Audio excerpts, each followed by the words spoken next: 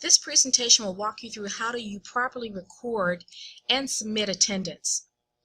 Now, one of the things you need to keep in mind is that in the past we used to always ask for you to submit attendance every Friday. Now, the only difference is that you're not going to be asked to submit attendance, you'll be asked to record attendance every Friday. You were doing that anyway, but that step to submit will not take place until the end of the semester. But that doesn't mean that you don't record attendance till the end of the semester. So again, you'll be asked to record your attendance, and I'm going to walk you through those steps every week, and it's due on Fridays. That second step, though, of submitting happens at the end of the term. So that's one of the major changes with this new system. All right, so let's talk about recording attendance and how do we do that on a weekly basis every Friday. All right, so you click on Instructor Information Center, as you can see pictured here. When you do so, your courses will line up as you see right here. The first step before you do anything is check to make sure it's defaulting to the correct term. To change a term, simply click on Term, and you can select a different term. But right now it's defaulting to the correct term, so we're okay. The next step is to click on Course Administration. And as you can see here, just scroll down until you find Record Attendance. Click on Record Attendance, and it's going to start that process. You'll know that you've selected it properly because you'll see under Selected Option, Record Attendance. So once you see these two things, the correct term and record attendance, you're ready to go.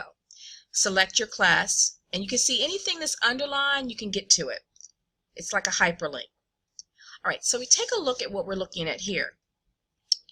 Now, one of the things that's important to note is that this calendar is color-coded, and these colors actually mean something. Green means you need to go and record attendance. So green means to go, that the attendance has not been recorded, and that it needs to be recorded, right? Once I record, and let's look at how to record. Just simply click on that date, right, and put in whether it was present or absent or tardy, or the class didn't meet, right? Those are the symbols. We know P for present, T for tardy, didn't meet is X, right, or absent. So you can go ahead and submit the attendance. Now, to submit the attendance, simply click on Update. The autofill feature, let's talk about the autofill feature. You're used to this. You're used to this from your last system. If you click autofill, it'll make everyone in the class present.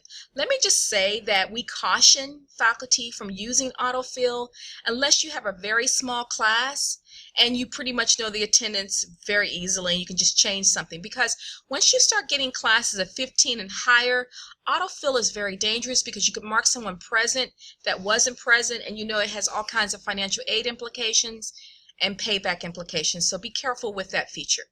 All right, so once you're ready to submit the attendance, you simply click on Update. So one of the things you'll notice is that when we updated it, it went from green to yellow. Yellow means that you've done what we've asked you to do for that week. So that by Friday, all the courses, I'm going to go to the Thursday one. Let's change this one to absent and update. So I've submitted for the week. You see that? That's how that by Friday, everything on that bar should be yellow. This is the upcoming week, so I don't have to worry about this week, right? So yellow means that I have submitted, or rather, not submitted, but I have saved my attendance. I have recorded my attendance and I've saved my attendance, okay? And that's really all you have to do to record attendance. So again, let's just go to the following week just to practice. Green means go to attendance. It means it has not been recorded. We go in, we simply, if class did not meet, you can come up here, class did not meet, and it will put the information in for you. It looks like it's changed, so I made a mistake earlier. NE must mean that it does not meet. That's a new system. We used to be an X, so now it's NE. So I'm going to click Update, and you see it goes from green to yellow, right? Green to yellow. Let's do this next one.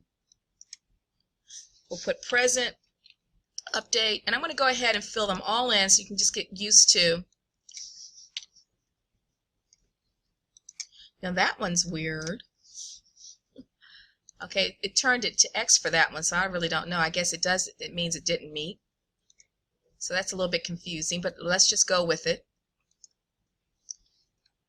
So it looks like it's already been preset for the class did not meet. So I'm just going to update. The main thing that I'm really trying to get you to see is that as you update each week, it's easy to determine what classes have met and which classes have not met. Okay? So I'm going to go ahead and submit these. I'm actually going to try to change these to update them, to mark present for these students.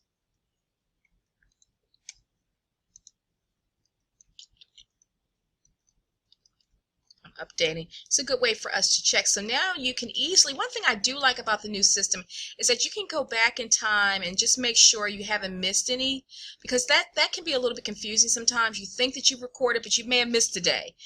And so now they're giving you a visual to see if you've missed any days. And so I'm just clearing the calendar for this dummy class, and we can see that I have done everything that I'm supposed to do as a faculty member. The other great thing is that I can make changes. So let's say that I made a mistake and this student really wasn't absent, but they were present. So I want to update this, but let me throw a word of caution. We're now changing records. Okay, so remember, if the week has been over and you had to make a change like that, you need to email Jamie Glass, let her know the date that you made that change, the student, and the student information ID number, and send that change to her. So here's what she wants you to do.